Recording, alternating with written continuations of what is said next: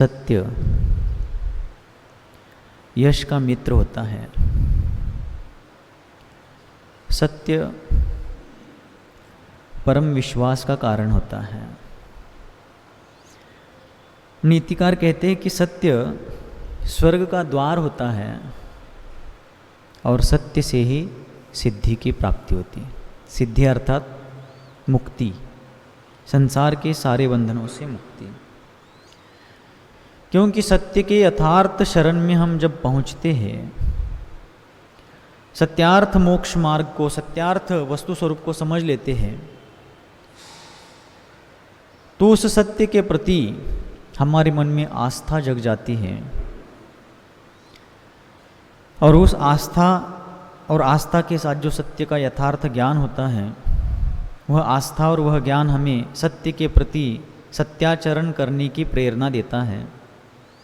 और ऐसी आस्था, ऐसा ज्ञान और ऐसा सत्याचरण मुक्ति का कारण है, शाश्वत सुख का कारण है। यह आचार्यों का और विद्वानों का उपदेश हम सभी के लिए है। अतः सत्य नित्य होता है क्योंकि वह तथ्य से जुड़ा होता है। किंतु मन में सत्य के प्रति गहरी श्रद्धा रखने के साथ साथ, शरीर से सत्य का साथ देने के साथ साथ, वाणी से सत्य बोलना है। लेकिन वाणी से सत्य बोलते हुए भी आचार्यों ने कुछ नियम बनाए हैं कि प्रिय असत्य नहीं बोले। किसी को प्रिय तो लगने वाला है लेकिन वो असत्य नहीं हुए, और ऐसा सत्य भी नहीं बोले जो सत्य तो है लेकिन किसी को कठोर लग रहा है, बुरा लग रहा है, दुख दे रहा है। इसलिए प्रिय असत्य नहीं बोले और अप्रिय सत्य नहीं बोले, बल्कि प्रिय सत्य बोले। एक चित्रकार राजा के दरबार में आता है, तो राजा उसकी चित्रकला देख करके प्रसन्न होता है। तो वो दावा करता है कि मैं आपके राज्य का सर्वश्रेष्ठ चित्रकार हूँ। तो राजा कहता है ऐसा आपके कहने से नहीं माना जाएगा, हम परीक्षा लेंगे। तो और 3-4 चित्रकारों को उन्होंने बुलाया। तो टोटल 3 चित्रकार जब उनके पास आते हैं, तो राजा ने कहा कि आपको मेरा चित्र बनाना है और 15 दिन की मोहलत है। जो सबसे अच्छा चित्र बनाएगा उसको उत्कृष्ट पुरस्कार दिया जाएगा। तो तीनों चित्रकारों को अलग अलग जगह दी गई। सारी सामग्री जो चित्र बनाने के लिए आवश्यक थी वो भी दी गई, और जब चित्र निकालने के लिए उनको परमिशन दी गई और समय पूरा हो गया चित्र बनाने का, 15वें दिन राजा चित्र देखने के लिए, परीक्षा करने के लिए पहुंचते हैं। पहुंचने के बाद राजा ने पहला चित्र देखा। राजा एक आंख से काने थे। काना समझते ना आप लोग, मतलब एक आंख से थोड़ा तिरछा देखते थे, ठीक नहीं देख पाते थे। तो पहले चित्रकार ने राजा जैसे दिखते हैं वैसे ही चित्र निकाला था। राजा को अपने चित्र में, राजा को प्रसन्न करने के लिए क्या किया था, उन्होंने काना ही दिखाया था। राजा ने चित्र देखा। राजा सोचते हैं कि इन्होंने दिखाया तो सत्य है लेकिन एक कटु सत्य है, क्योंकि मैं काना हूं ये सत्य है लेकिन मैं काना दिखना नहीं चाहता हूं, इसलिए ये सत्य होते हुए भी मेरे लिए कटु सत्य है। वे चित्र देखे और फिर अगले चित्रकार का चित्र देखने के लिए आगे बढ़ते हैं। अगले चित्रकार ने राजा को बहुत सुंदर दिखाया था, कानापन नहीं दिखाया था। राजा देखे लेकिन राजा उस चित्र से भी प्रसन्न नहीं हुए। राजा सोचते हैं ये चित्र तो बहुत प्रिय है, मैं जैसा दिखना चाहता हूँ वैसा ही ये चित्र है, लेकिन जैसा अभी मैं हूँ वो सच्चाई इसमें नहीं है। मैं प्रिय तो, मुझे जो प्रिय लगता है, मैं जैसा दिखना चाहता हूँ वैसा जरूर है, लेकिन सत्यता इसमें नहीं है। इसलिए प्रिय होते हुए भी ये असत्य है। लेकिन तीसरे चित्रकार के पास जब राजा पहुंचे तो उसने गजब कर दिया। तीसरे चित्रकार ने युक्तिपूर्वक काम किया। राजा कौन से पद पर स्थित है, राजा के क्या क्या दायित्व है, उसकी क्या क्या भूमिकाएं हैं, इन सब का विचार करके बड़ी दूरदर्शिता गंभीरता पूर्वक पूरे सोच के साथ उसने चित्र बनाया था। और उस चित्र को देखकर राजा गदगद हो गया। राजा धन्यता का महसूस करने लगा, क्योंकि इस चित्रकार ने चित्र तो बनाया है, लेकिन इस चित्र में ना अप्रियता है, ना असत्यता है, ना कटुता है। इस चित्र का दृश्य जो है ये सत्य होने के साथ साथ प्रिय सत्य है। कैसे? तो तीसरे चित्रकार ने जो राजा का चित्र बनाया था, उसमें उस चित्रकार ने राजा को युद्ध करते हुए दिखाया था, और राजा हाथ में धनुष लेकर के उसको बाण जोड़ता हुआ, एक आंख बंद करके, जिस आंख से राजा काना था उस आंख को उसमें निशाना साधने के लिए बंद दिखाया गया है, और एक आंख खुली रख करके निशाना देख रहा है। तो इसलिए वो चित्र कैसा हो गया? प्रिय भी हो गया और सत्य भी हो गया। राजा का कानापन नहीं दिख रहा है उसमें, असत्यता भी नहीं रही, अप्रियता भी नहीं रही, कटुता भी नहीं रही, प्रिय सत्य। इसलिए मेरी भावना में अपन पढ़ते हैं, अप्रिय कटुक कठोर शब्द नहीं कोई मुख से। ये पंक्ति तो मुख से अपन कहते हैं, लेकिन उसी मुख से कठोर बोल देते हैं, दुखद बोलते हैं, ये उचित नहीं है। तो इस प्रकार एक मुस्लिम शायर ने एक जगह पर कहा है कि वाणी किस प्रकार डेंजर काम करती है। रहीमन जीवा बावरी कह गई सुरग पताल, आप तो कह भीतर गई जूती खात कपाल। मतलब रहीमन, उनका नाम रहमान वगैरह होगा, तो वे स्वयं को संबोधित करते हुए कहते हैं रहीमन जीवा बावरी। जीवा यानी जीव जो है बावरी है, बावरी यानी पगली है, पागल है, कुछ भी बोलती है। रहीमन जीवा बावरी कह गई सुरग पताल, उसने स्वर्ग को पाताल यानी नरक कह दिया, कुछ का कुछ कह दिया। और कह करके क्या हुआ? खुद तो कह भीतर गई, स्वर्ग को नरक कह करके स्वयं भीतर जाकर बैठ गए। जूती खात कपाल, और जूते कहाँ पड़ गए? सिर पर जूते पड़ गए। इसलिए जीव ऐसा काम करती है। अतः आचार्यों ने कहा है जिसने जीवा पर नियंत्रण पा लिया है, क्योंकि जीव के दो काम हैं, चखना और बखना। चखना यानी खाना, बखना यानी बोलना। खाने पर भी नियंत्रण हो जाए और बोलने पर भी नियंत्रण हो जाए तो जीवन सुखी हो जाएगा, सुखमय हो जाएगा। इसलिए सत्य बोलना तो है, लेकिन प्रिय सत्य बोलना है। अप्रिय सत्य या अप्रिय कठोर सत्य के साथ साथ प्रिय असत्य भी नहीं बोलना है, यह आदेश दिया गया है। आज से अपन सबसे पहले दशलक्षण धर्मों की चर्चा करेंगे और उसके बाद मुकमाटी को देखेंगे, क्योंकि मुकमाटी का विषय लंबा खींचता है, तो थोड़ा सा समय बचने पर दशलक्षण धर्म का संक्षेप में भी वर्णन करना चाहे तो भी नहीं हो पाता है ठीक से। इसलिए पहले दशलक्षण धर्म की चर्चा करेंगे, उसके उपरांत जितना समय बचता है मुकमाटी की चर्चा यथायोग्य करेंगे। फिर 10 दिनों के बाद तो मुकमाटी और चलेगी ही। तो इस प्रकार कल सत्य धर्म की अर्चना की गई थी, आज उसके बाद आता है संयम। जो सत्य को समझता है वही संयम को धारण कर सकता है। सत्य के यथार्थ स्वरूप को जानने वाला व्यक्ति ही संयम को धारण करते हुए अपने जीवन को आत्मनियंत्रित करता है। सब प्रकार के असंयम से, हिंसादि पापों से वो आंशिक रूप से या संपूर्ण रूप से जितनी उसकी योग्यता और शक्ति है उस प्रकार वह अपने आप को बचाता है। जैसे थॉमस एडिसन ने बल्ब और लाइट्स का शोध लगा करके ये आविष्कार कर दिया और ये विद्युत रोशनी अपने को उपलब्ध हो गई, किंतु उसके पहले या आज भी दिए का उपयोग किया जाता है, दीपक का उपयोग किया जाता है। और घर में कोई अन्य रोशनी नहीं हो तो दीपक जला करके उस रोशनी से काम लिया जाता है। लेकिन वहाँ पर थोड़ी सी भी हवा चलने लगी तो दीपक बुझ जाता है, या बुझा भी नहीं तो भी टिमटिमाने लगता है और उसकी ज्योति जो है वो चंचल होने लगती है, उसकी लौ हिलने लगती है। इस कारण से वो जलता हुआ भी प्रखर प्रकाश नहीं दे पाता है। तब विवेकी लोग, जानकार लोग उस समय एक कार्य करते हैं कि उस दीपक के ऊपर चिमनी रखते हैं। चिमनी जानते होंगे आप लोग, क्या है चिमनी? चिमनी मतलब जो कांच का आवरण होता है ना, जैसे लालटेन के ऊपर कांच होती है,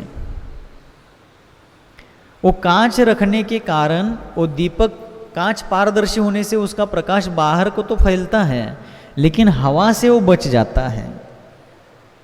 ठीक इसी प्रकार सत्य एक दीपक है। सत्य क्या है? सत्य दीपक की तरह है और जो ऊपर रखी गई कांच की चिमनी है उस सत्य की रक्षा करने वाली वो संयम का कवच है। संयम के द्वारा ही सत्य का रक्षण होता है और सत्य के द्वारा ही संयम के स्वरूप का पता चलता है।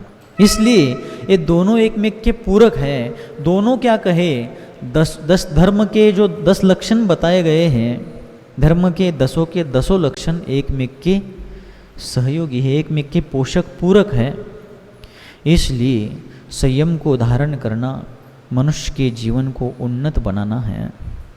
संयम के बिना मनुष्य असंयम के कारण नाना प्रकार के पाप करता रहता है और उस पाप के कारण निरंतर वह दुखों का पात्र बनता हुआ नरकादि दुर्गतियों में भटकता है।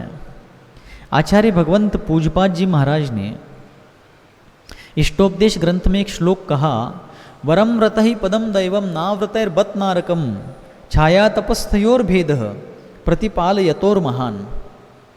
अर्थात व्रत का पालन करते हुए, पुण्य का संचय करके और जितना हो सके कर्म की निर्जरा करते हुए स्वर्ग जाना अच्छा है, लेकिन असंयम पूर्वक पापों का उपार्जन करके, पाप का संचय करके नरक में जाना अच्छा नहीं है।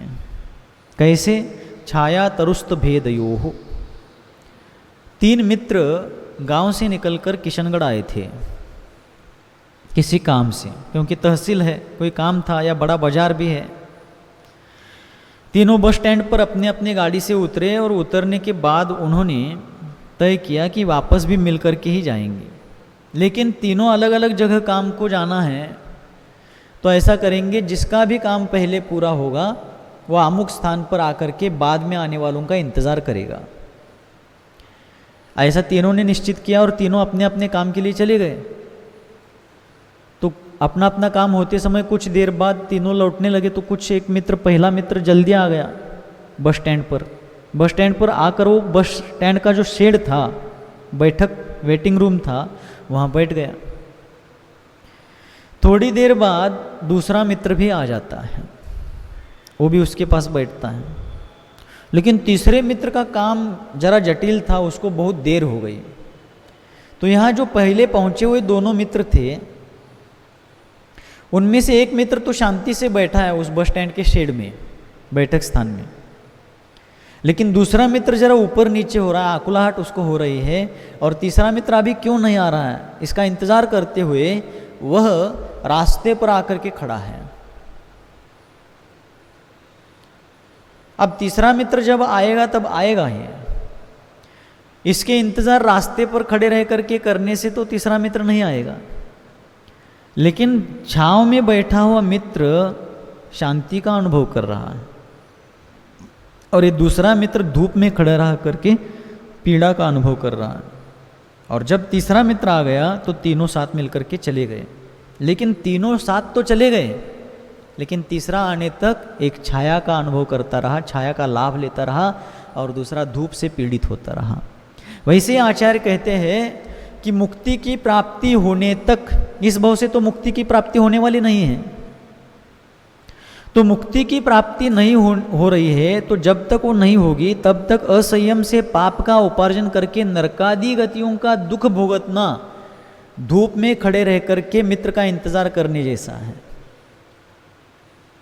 और उसके बजाय संयम पूर्वक जितनी हो सके कर्मों की निर्जरा और उसके साथ साथ सातिशय पुण्य का बंध करते हुए देवगति में जा करके वहाँ अकृत्रिम जिनालयों में भगवान की पूजा अर्चना, सीमंदर स्वामी के समोत्सरण में तत्वोपदेश का श्रवण, और वहाँ स्वर्ग के विमानों में भी परस्पर देवों की सभा में तत्व चर्चा करते हुए धर्मलाभ लेना, और केवली श्रुत केवलियों के कल्याणकों आदि में सम्मिलित होना, श्रुत केवलियों के उपदेश में सम्मिलित होना इत्यादि रूप से धार्मिक कार्य करते हुए मुक्ति की कामना करते हुए धर्म ध्यान करना, ये छाया में बैठ करके तीसरे मित्र का इंतजार करने जैसा है। इसलिए संयम का महत्व अपने आप में अचिंत्य है।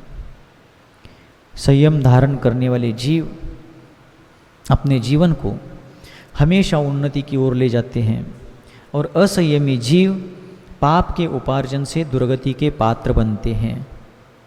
संस्कृत नीतिकारों ने एक जगह पर कहा है, क्या कहा? वे कहते हैं अनाश्रिता लता स्वयमेव लीयते। लता यानी बेल। जो बेल निराश्रित है, निराधार है, वह स्वयमेव नष्ट होती है। जैसे कोई किसान है और उसने अपने खेत में कोई एक बीज, जो बेल उगने वाला सब्जी वाली बेल जो होती है, उसका बीज बो दिया। जैसे करेला की बेल है, लौकी की बेल है, या कद्दू की बेल है, ऐसी कोई बेल का बीज बो दिया। अब वो बीज अंकुरित होकर उग आया, 1-2 वितस्ती प्रमाण तो बढ़ गया, 1-8 फीट का होने तक तो बेल खड़ी है। लेकिन उसके बाद जब उसका भार बढ़ता है, तब वह बेल क्या होती है? नीचे जमीन पर गिर जाती है, और नीचे गिर करके जमीन पर गिर करके वो जमीन पर फैलते फैलते बढ़ने लगती है। लेकिन जब उसको दीमक कीट आदि लगने लगते हैं, तब उन कीट आदि लगने से वो बेल जल्दी ही नष्ट हो जाती हैं। तब किसान क्या करता है? उस बेल के पास एक छोटी सी लकड़ी गाड़ देता है, और उस बेल को उस लकड़ी के साथ एक सूतली से क्या कर देता है? बांध देता है। तब अगर वह बेल कहती है कि आपने मेरे स्वतंत्रता का हनन कर दिया है, मेरे स्वतंत्रता पर आपने आँच लाई है, मेरे स्वतंत्र जीवन को आपने परतंत्र किया है, बंधनबद्ध किया है, और मुझे ये बंधन स्वीकार नहीं है, और आप मुझे स्वतंत्र कर दीजिए। तब अगर उसको ये बंधन परतंत्रता लग रहा है, तो यह उसका अविवेक है। क्यों? क्योंकि कुछ बंधन होते हुए भी वो परतंत्रता के लिए नहीं होते, बल्कि शाश्वत स्वतंत्रता के लिए होते हैं। संयम भी अपने आप में एक प्रकार का आत्मिक बंधन है, आत्मनियंत्रण वाला बंधन है, लेकिन वह बंधन व्यक्ति के व्यक्तिगत स्वातंत्र्य को नष्ट नहीं करते हुए उसको शाश्वत स्वातंत्र्य की ओर, आत्मिक आध्यात्मिक स्वातंत्र्य की ओर ले जाता है। इसलिए संयम के बंधन से, रत्नत्रय के बंधन से ही आत्मा, यह जीव इस संसार से शाश्वत स्वतंत्रता को, संसार मुक्ति को प्राप्त कर सकेगा। असंयम के द्वारा आज तक ना कोई स्वतंत्र हुआ है, ना भविष्य में होगा। इसलिए संयम का पालन करना नितांत आवश्यक है।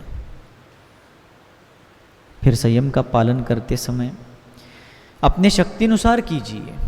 आचार्य शांति सागर जी महाराज ने भी अपने अंतिम उपदेश में कहा, संयम धारण कीजिए, संयम धारण कीजिए, संयम धारण करने से डरना नहीं।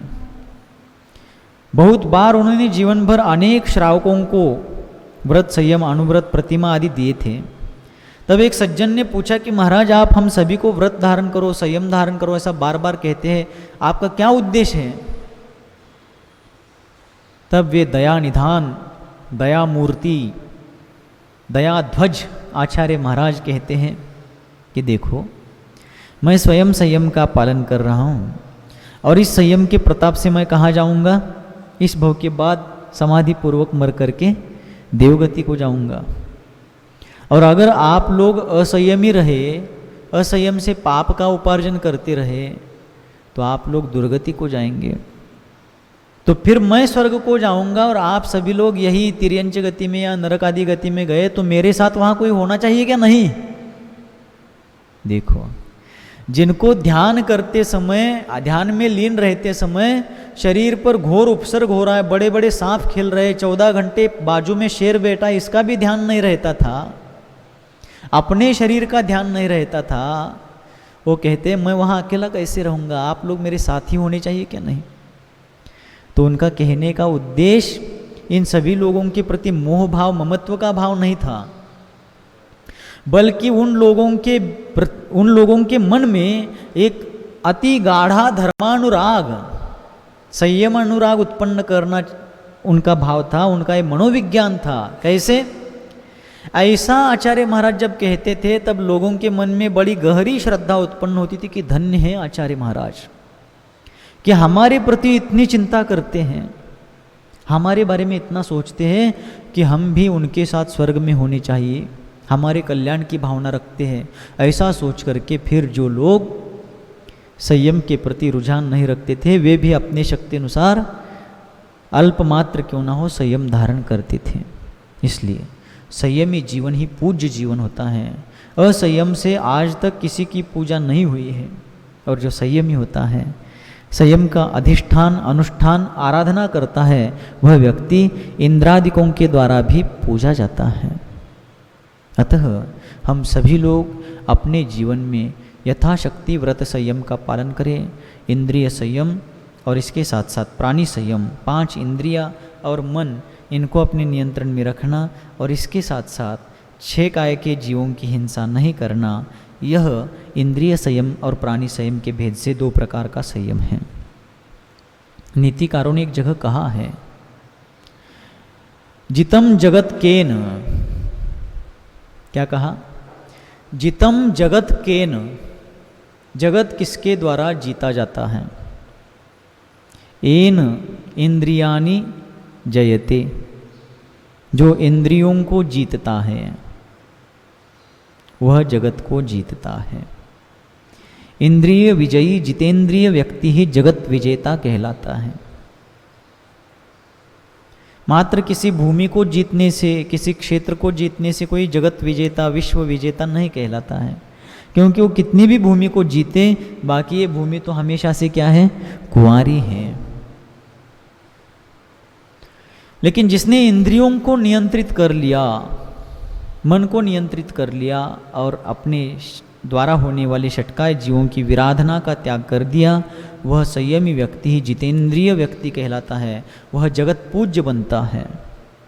शास्त्रों में ऐसे महान महान घटनाक्रमों का उल्लेख आता है कि मनुष्यों ने ही नहीं, तिर्यंचों ने भी अपने जीवन में मुनिजनों के उपदेश को सुन करके यथाशक्ति संयम का पालन किया और तिर्यंच गति जैसी दुर्गति रूप पर्याय से निकल करके स्वर्गादि गति को प्राप्त हुए और स्वर्ग से मनुष्य पर्याय में आ करके सकल संयम को धारण करके वे क्या हो गए?